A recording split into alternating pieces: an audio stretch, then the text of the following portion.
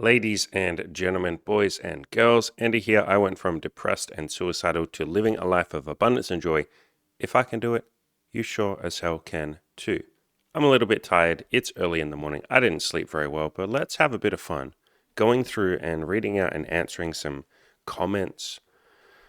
Let's jump straight into it. Expert cheek clapper, who has perhaps the funniest username of anyone in the community.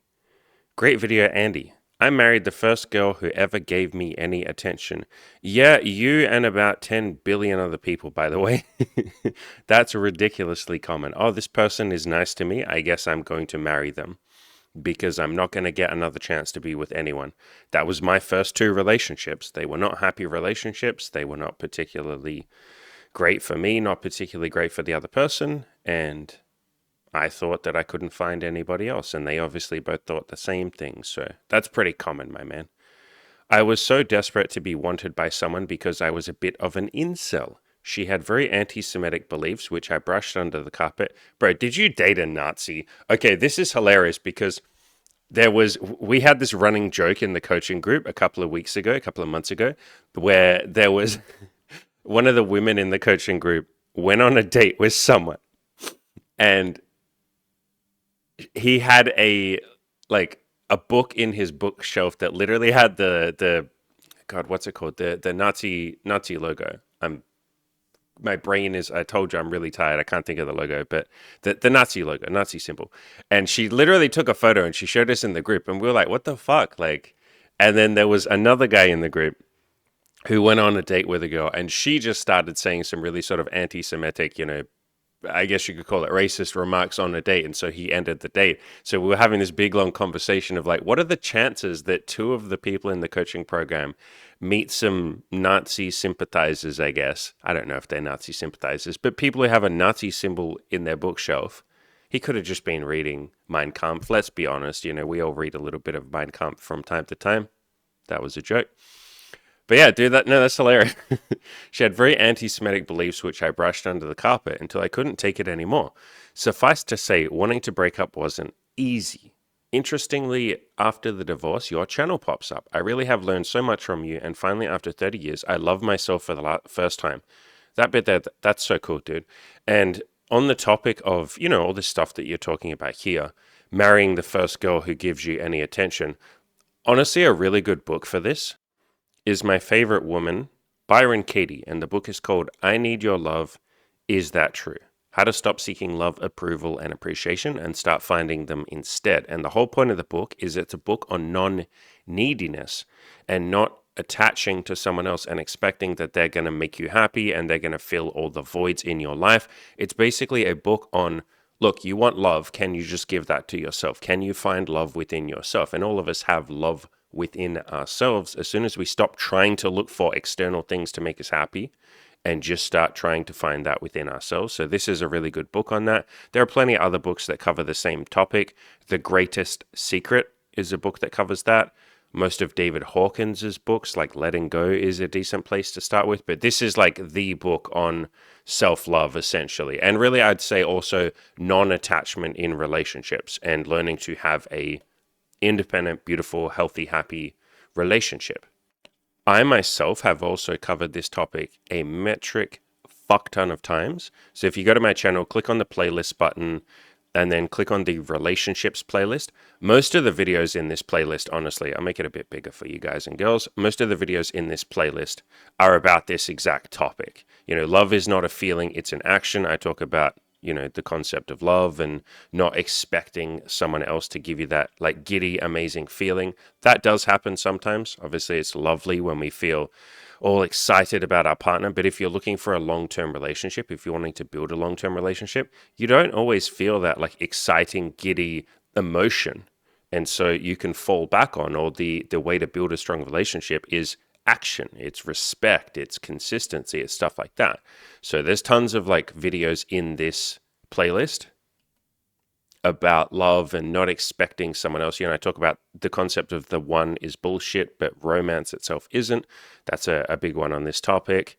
Want a long-lasting relationship, do this. Love is not what you see in the movies. This one is probably the most pertinent to what we're talking about here. Most people are passive in relationships. Most people are passive in life. I think it takes you quite a few awakenings and realizations to realize, oh shit, if I want something, I'm allowed to work towards it. Do not stop improving yourself in a relationship. Always have how to have the best relationship ever. Always keep your independence. I got so many different videos on this topic, but yeah, some of these videos and definitely this book, I Need Your Love, Is That True? They're really good ways of sort of combating that general idea that most people have, which is the other person is going to complete me. And it's not my responsibility to be happy. It's the other person's responsibility to make me happy. That is such a common viewpoint, but it just leads to, unhappiness. It leads to expectations. It leads to putting the burden of your own happiness on someone else. It leads to disappointment when your partner cannot always be there for you, or they're going through some shit on their own, in their own life, and they're not available to just make you happy 24/7. So yeah, people put a lot of expectations on relationships. And I think because of that, they do stuff like this, where you're so desperate for attention, desperate to be wanted by someone, that you'll get into a relationship where you're just not a great match. And I did that myself, my first relationship and then my second one. We weren't a great match, but I was just so desperate to be happy. And I believed the lie of the soulmate and the one and all of that Hollywood, cute stories, but ultimately doesn't line up with the real world. I believed that someone else was going to make me happy. And so because I wanted to be happy, like most human beings do, I thought the only way I can be happy is if I have someone. It doesn't matter who that person is. It doesn't even matter if they're a good match for me, which is hilarious because in the quest that people have to find the soulmate or to find the one or to find the, my better half or the person who will complete me, they actually really don't give a fuck about the individual person. It's very hard to care about the other person when you're so busy desperately hoping that they will make you happy. Like you're literally not even appreciating them for who they are. You're just appreciating them for what you think they can give you, what you're trying to get from them. It's almost like you're trying to just extract happiness from them. You're trying to extract a distraction from the fact that you're not happy in your own life. You don't really appreciate the other person. A big part of having, I guess, abundance or a mindset that there are plenty of people and they will come and they will go, and maybe you are with someone for a little while, maybe you're not. Like having a more relaxed, I guess, abundance mentality about dating and about life in general means that you can actually appreciate each person because you don't need them. You're not so busy and so focused on, God, I hope this person completes me. I'm so desperate to be wanted by someone. Please don't leave me. I need you. And so this book is a really good book on letting go of that attachment. It's basically a book on like Stoicism or Buddhism or any of these concepts, and not needing the other person, not being so attached to them that you don't even give a fuck about them, really. Because again, it's really hard to give a fuck about someone, including your own partner or your own wife or your own husband, if you're so desperate, hoping that they won't leave you, they won't cheat on you, they won't break your heart. Like, please, I need you. Please, this has to complete me. You're not even appreciating the person because you're so desperate. It's very hard to be grateful for something that you're desperate for. So, yeah, dude, appreciate this comment. Appreciate all the comments you leave on the channel, by the way. Very thoughtful. Glad that you love yourself. That's amazing. This book obviously helps with that. Some other exercises that you can do that I give all my coaching clients. You can go into the bathroom or anywhere you have a mirror every day and just look into your own eyes in the mirror and get kind of comfortable with yourself, because that's something that most people never really do. We spend 24 hours a day, 7 days a week, 365.25 days a year in this vessel as ourselves, and yet most of us never really look into our own eyes in the mirror. We never really get comfortable with who we are. If you want to take it a little step further, you can say, I love you to yourself in the mirror and sort of try that on for size, see how that feels. That's something that I have done every single day for the last year and a half. On top of that, another exercise that I give all of my coaching clients is the exercise I call 50 things about yourself that are likable. You just come up with 50 things about you that are likable. I am intelligent, I am kind to other people, I am interesting, whatever it might be, write them all down, 50 things about yourself that are likable, and then it feels at least a little bit like maybe you don't need somebody else to complete you. Maybe you are enough as you are. Maybe you're okay. And obviously, self-improvement helps with that. It's much easier to like yourself when you have a goal, when you're making progress, when you're improving yourself, when you're improving your skills, your talents, yourself, your appearance, your hobbies, all of that kind of stuff. When you have a purpose or some sort of mission, it can be much easier to like yourself. Goals make it easy for us to like ourselves. All of these things help. Appreciate the comment. You can have a like, you can have a heart. Answered this in a future video. All right, let's go next one. Let's scroll and find a random one somewhere in the middle. Oh, actually, I want to tackle this one later. I saw this one before. This is a guy who's depressed, so I'll do a good job on this one. I'll do a decent job on this one, but we'll do that in a sec. All right, great job, guys. Go Aussies. Wait, they're not Canadian? This guy is one of my ex-coaching clients, so I know he's fucking with me. Or he's fucking with this guy. No, I'm just playing. Yeah, this was one of my coaching clients. He's a ton of fun. You can have a heart for this like shit filled. There you go. This like shit posting comment section. There you go. There you go. Fucking hell, man. It's all fun and games until you get bitten. Okay, so this was on a short that I did. This one here, which was basically just a fun little challenge for people where I said, have you ever given to a homeless person? You know, it's something that's brought me quite a lot of joy over the last, like, I don't know, year or two. If you want to, you can try it. Don't feel pressured. So that got some decent views. I think it got like 2,500 views or something as a short. So a few people. It's all fun and games until you get bitten.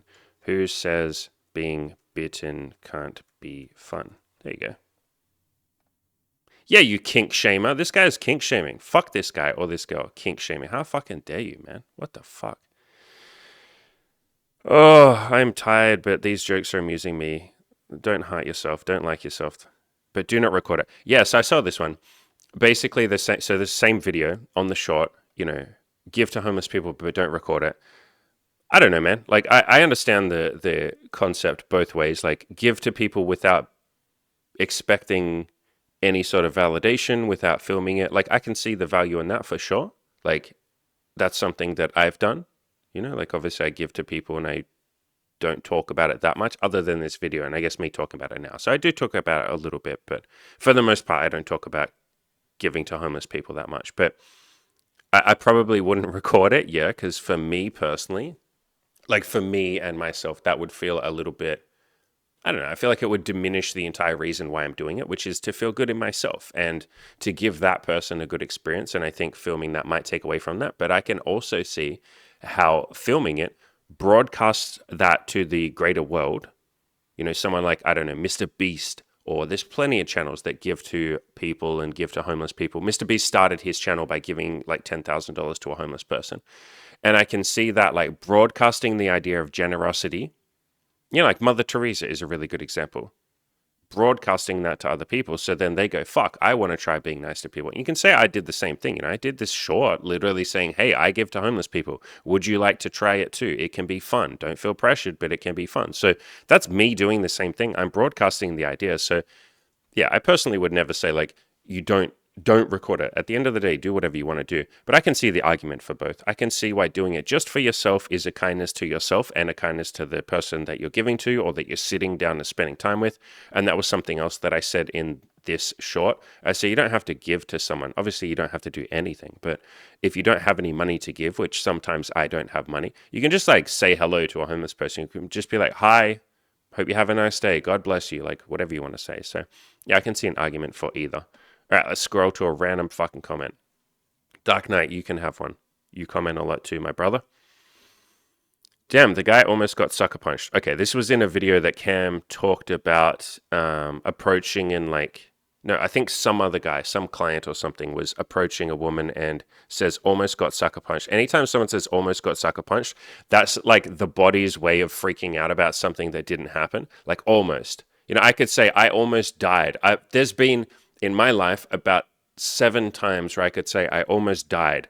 And you're like, whoa, you almost died? Can you tell me the circumstances? And it's like, when I actually explain it to you, you're like, so nothing happened. But like, if we'd changed certain things slightly, yeah, maybe like a car sped through a red light and was going like 100 miles an hour, and I had half crossed the road and then I quickly, jumped back. And it's like, oh my God, I almost died. And it's like, yeah, but that happens to everyone all the time. So, not to invalidate this, but that's my first thought whenever someone's like, I went approaching and I almost got sucker punched. And it's like, did the guy like literally fucking swing at you and you like dodged it like Neo in the fucking Matrix? Or like, if any of you know the Spider-Man, what's that scene where he's like in the cafeteria and he like dodges it?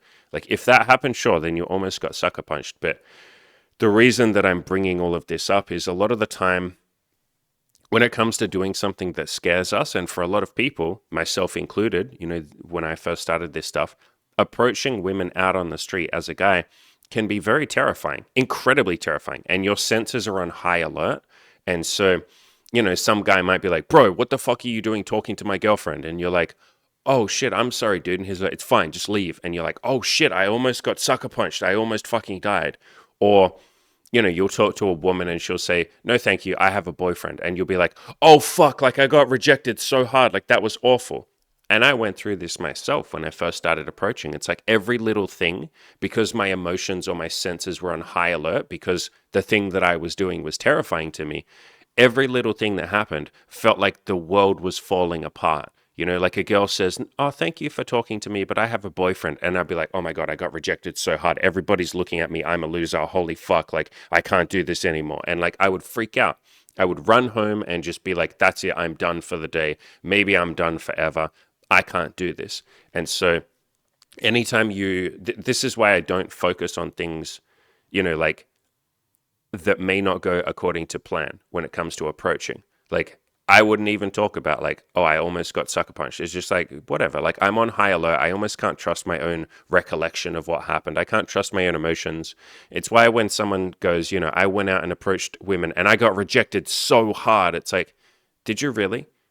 Because I've had this so many times where I take a guy out to approach and he'll come back and he'll be like, oh, dude, oh my God. And he'll be like looking down at the ground and he'll be like, oh my God, dude, this was so painful. She rejected me so hard, dude. That was brutal. That was brutal, dude. Like, I can't fucking do this. That was so brutal, man. Like, what the fuck? Like, I'm gonna cry, dude. And I'm like, okay, what happened?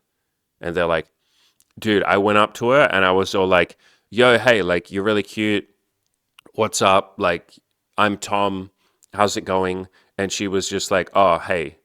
And I was just like, bro, I was like hanging in on that conversation, and everything I said, she would just give me like a one-word answer, bro. She didn't make eye contact. And then at the end, I was like, can I get your number? And she was like, maybe not. And then she walked away. And I'm like, so what's the bit that's brutal?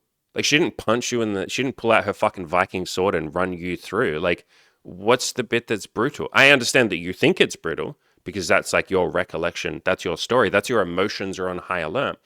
But if we step back, and sometimes the guy will calm down a little bit, and I'll say, okay, step back. Let's analyze logically, rationally. We're men of rationality here. Let's be rational. What actually happened? You had a conversation with a human being that didn't really feel like talking to you at that moment in time.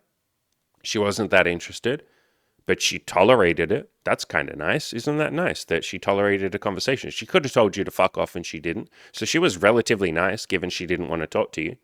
You asked her for a phone number and she said, maybe not. And then she left. Like, what was the brutal bit?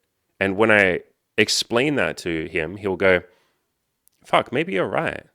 Oh my God, like nothing happened. And then from there, I can get him to go one step further. And I can say, and can you tell me 3 reasons why everything that just happened is a good thing?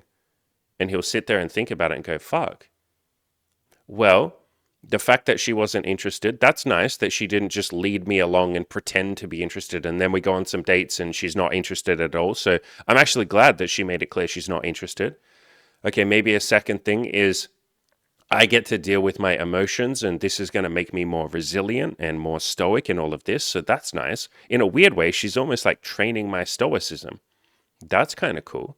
And then maybe a third thing is I get to come over and have this conversation with you, Andy, and I get to feel better and we get to talk this out. And now the next time a woman isn't super into me, I'm going to be able to handle it a little better because now I have some tools. I have some knowledge. We've talked it through. So if anything, this woman is going to help me talk to more women. Wow. I thought this was a brutal approach. I thought this was a bad approach. Holy shit, dude. When I came over here, I felt like death. Now I feel happy. I feel excited. Holy shit. Like, what the fuck? And so these are the concepts that I talk about like in my video course. So I'm talking about my Play to Win video course. There's a link in the description below.